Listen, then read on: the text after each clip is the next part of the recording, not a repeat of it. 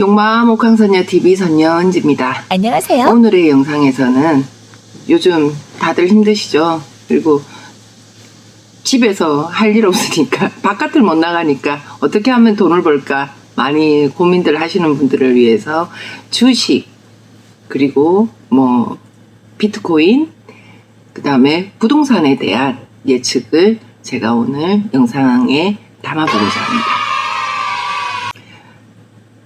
확률적으로 제가 100% 맞다라고는 얘기는 못하겠지만 그래도 제 오늘 하는 이 말이 맞아가지고 투자를 하시는 분들에게 도움이 좀 됐으면 좋겠네요. 저는 개인적으로 주식 이런 건 별로 좋아하진 않아요. 사실은요. 어떻게 보면 그것도 일종의 저는 도박이라고 사실은 생각을 하거든요. 근데 인생에 있어서 좀 더 내가 가지고 있는 돈을 부풀리는 거는 좋다고 생각은 하는데 그거에 너무 매진하셔가지고 그걸로 일확천금 하려고는 생각하지 마세요. 노력하면서 조금의 편법을 쓰는 쪽으로 가야 된다고 저는 생각합니다. 사실은요. 우선 이제 비트코인 같은 경우는 제가 사실 비트코인은 잘 몰라요. 잘 모르고 이 비트코인에 대한 게 저는 정말로 저는 그냥 도박처럼 느껴지더라고요. 요즘 비트코인 막 내려가잖아요. 내려가는데 뭐 여러 가지의 이 가상화폐들이 있는 것 같더라고요. 보니까 저 정말 잘 몰라요. 근데 입증된 가상화폐는 올 11월 달쯤에 잠깐 오를 거예요. 그때 되면 파세요, 여러분. 내년부터 세계적으로 이 경제가 별로 좋지를 못할 거예요. 그러면은 이런 쪽은 그냥 잠깐은 되지만은 길게 가지는 않으실 겁니다. 좀 올랐다 싶으면은 파시는 쪽을 선택하시라고 얘기해 주고 싶네요. 그리고 주식 많이 안 좋을 겁니다, 여러분. 정말 내년부터는 경기 정말 엉망일 거예요. 그리고 경기가 엉망보다 이 회사들 그간에 버티고 해왔던 회사들이 많이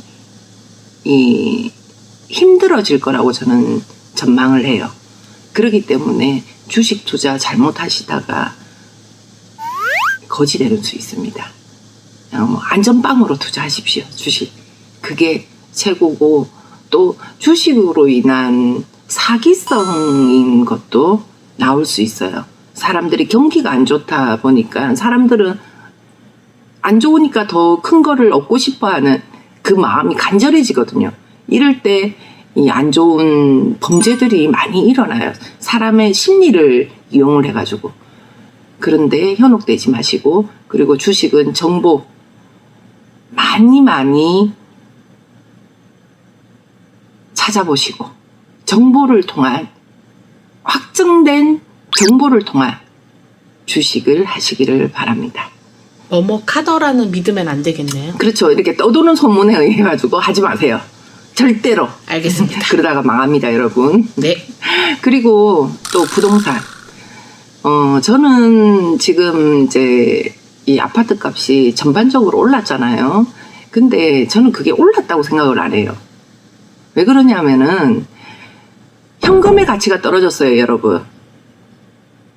그렇게 되면은 현금의 가치가 떨어지다 보니까 예전에 5만 원의 가치가 지금은 10만 원이어야지 5만 원 가치가 된다라는 말이에요. 그러면 내 아파트 값이 갑자기 7억에서 10억이 올랐다, 3억이 올랐다 이거예요. 그런데 거기서 내가 이 집을 팔고 7억에 내가 집을 사게 되면은 그럼 3억이 남은 거잖아요. 그렇죠. 그럼 이득이에요. 네. 그렇지만 내가 10억에 팔았는데 내가 다시 이사갈 집도 10억이면은 11억이 된다든지 13억이 되면 내려간 거예요, 여러분. 현금의 가치가 내려가다 보니까 오른 거예요. 지금의 현재 돈 가치를 보시고 하시면 안 된다라는 거예요. 이런 경우도 뭐 보면은 내가 집이 하나인 경우를 말하는 거겠죠. 네. 집이 뭐 여러 개 있는 경우는 뭐 그에 반해서 내가 5억 투자했는데 7억 벌면은 2억 번 거고요. 그런데 내 집을 통한 내가 득을 취하고자 할 때 이 경우가 해당된다라는 거예요.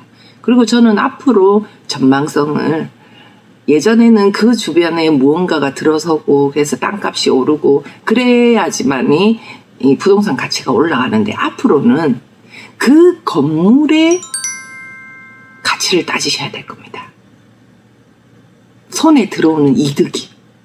그 부동산 자체만 가지고 가치를 따지시면은 부동산 돈 벌기 힘들어요, 이제는. 그것보다 예를 들면은 내가 5억을 아파트를 샀는데 이 5억에서 은행에 이 5억을 넣어 놓으면은 이자가 100만 원인데 내가 세를 주게 되면은 300을 얻는다. 그러면은 200을 더 얻는 거잖아요. 그렇죠. 그런 식으로 투자를 하셔야 된다는 거예요, 이제는. 거기다가 저는 앞으로는 상가를 가지고 있는 상가주택이 상가와 빌라가 같이 되어 있는 그런 곳이 훨씬 더 득을 취할 거라고 저는 생각을 해요. 이건 뭐 내년 당장이 아니고요. 적어도 이 부분은 한 5년 정도 지나고 나서요. 예전에는 70세가 평균 수명이었으면 요즘 100세 시대라고 하잖아요. 그러면 30년을 더 산다라는 거예요. 그동안 뭐 연금만 가지고 먹고 살 수 있을까요, 여러분? 자기가 소일거리로 할 수 있는 거를 추구하기 때문에 그 건물 자체에서 달에 들어오는 돈, 그게 많은 곳은 올라갈 것이고 그에 비해서 들어오는 이득 자체가 없는 것은 내려갈 거예요, 앞으로. 우리나라의 부동산이 이 과도기를 겪고 나면은 사람들의 생각하는 이 부동산이 땅값이 오르고가 아니라 그 건물이 실질적으로 가지고 있는 이 득을 따진다라는 거예요, 앞으로. 그러니까 같은 가격이어도 아파트를 사지 말고 상가 빌라를 사서 그 상가에서 나오는 월세로 그렇죠. 하면 그거를 된다는 더 거죠? 득을 따지시라는 거예요. 그러면은 부동산에 득을 많이 취하실 수 있어요. 그리고 내년 제가 볼 때는 그래요. 지금 한 2년 코로나로 인해 가지고 건축 아파트 쪽이 많이 주춤했거든요. 근데 원래 건설업들은 계속 집을 지어야 돼. 아파트를 지어서 그 돈을 계속 돌리는 거거든요. 근데 그게 이제 한계점이 온 거예요. 그럼 내년부터는 아파트는 이제 계속 더 세워지게 돼 있어요. 그럼 아파트에 대한 가치는 가면 갈수록 더 낮아진다라는 거예요. 신축 아파트가 좋지 옛날 구 아파트가 좋지는 않거든요. 그래서 집에 대한 의미가 이제 향후 5년에서 7년 정도 지나게 되면은 집은 누구나가 가질 수 있는 선택에 의해서 가질 수 있는 게 되지 않을까 저는 전망을 하고 있습니다, 사실은. 집이 아니라 내가 살고 있는 집은 가진다라는 거죠, 우리 국민이. 인구는 줄어들고 지금 출산율이 자꾸 저하가 되잖아요. 인구는 줄어들고 잉여 집이 많이 생긴다는 뜻이네요. 그렇죠. 예. 그렇게 되면은 집에 대한 집은 당연한 외국처럼 외국에도 집은 당연한 거잖아요. 땅이 넓다 보니까. 근데 우리나라는 땅에 비해서 인구수가 많기 때문에 항상 집에 대한 그런 게 이득이 있었는데 이제는 인구수가 많이 줄어들어 버리기 때문에 집에 대한 거는 큰 의미가 없다는 거죠. 집착이 없어진다. 네. 요즘 젊은 세대들 보면은 그런 세대들 생각 가진 사람들이 차라리 전세로 그냥 살고 나머지 돈으로 나를 즐긴다든지 내 인생을 즐긴다는 집에 집착 안 하는 오히려 젊은 층들이 많이 생겨났거든요. 월세, 렌트 많이 네. 있더라고요. 저는 그건 앞으로 계속 더 커진다라는 거죠. 분위기 쇄신으로도 그래서 이사를 네. 하려면 렌트로 많이 한다 하더라고요. 네. 그렇기 때문에 제가 볼 때는 그 땅값이라든지 현재 건물값을 가지고 부동산 투자하지 마시고요. 이제 그거 별 소득 없어요.